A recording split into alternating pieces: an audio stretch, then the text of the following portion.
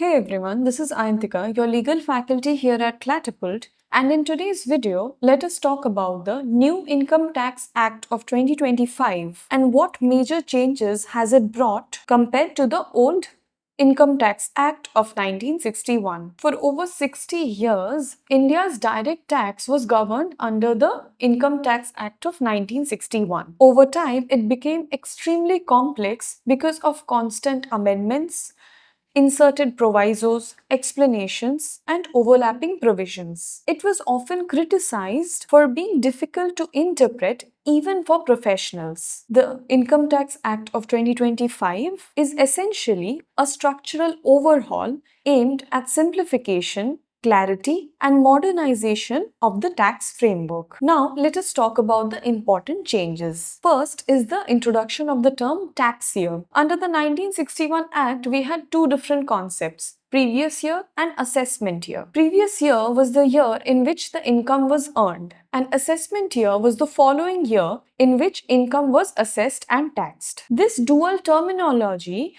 often confused the taxpayers. Income Tax Act of 2025 replaces this with a single concept of tax year. This aligns India closely with international practices and simplifies the understanding. Instead of constantly distinguishing between previous year and assessment year, taxpayers now deal with one unified term. This is a significant conceptual simplification. Second is simplification of structure and drafting. The new act reduces excessive cross-referencing and restructures sequences in a more logical sequence. Definitions are consolidated and the language is more clearer and direct. The idea is to make the law shorter, easier to read, and less prone to interpretive disputes. Third is rationalization of exemptions and deductions. Over decades, the 1961 Act accumulated numerous exemptions and incentives. The 2025 Act moved towards a broader tax base with fewer exemptions. Many sector-specific or outdated exemptions have been either removed or merged. This reflects the policy direction of lower rates with fewer exemptions. Fourth is strengthening of the simplified tax regime. The optional new tax regime introduced earlier with lower tax rates and limited deduction has been now given more prominence. The framework is encouraging the taxpayers to adopt a simplified system with minimal exemption, reducing disputes over eligibility and compliance burdens. Fifth is digital first compliance. The 2025 Act reinforces faceless assessment, electronic filing, automated scrutiny systems, and technologically driven compliance. The intention is to reduce physical interference with the taxpayers and the authorities, improve transparency, and minimize discretion. Sixth is streamlined dispute resolution. Tax litigation has long been a problem under the 1961 framework. The new act aims to make the timelines clearer, procedures more structured, and appeals more efficient, thereby reducing backlog and uncertainty. Seventh is removal of obsolete provisions. Provisions that have become redundant, outdated, or irrelevant over the time has been eliminated. This reduces clutter and improves overall coherence of the statute. Now, what remains unchanged is the basic structure of the taxation continues. Income is still classified under the 5 major heads of salary,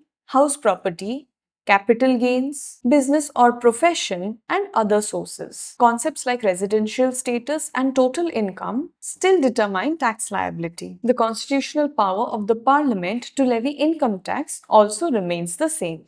Thank you and see you in the next video.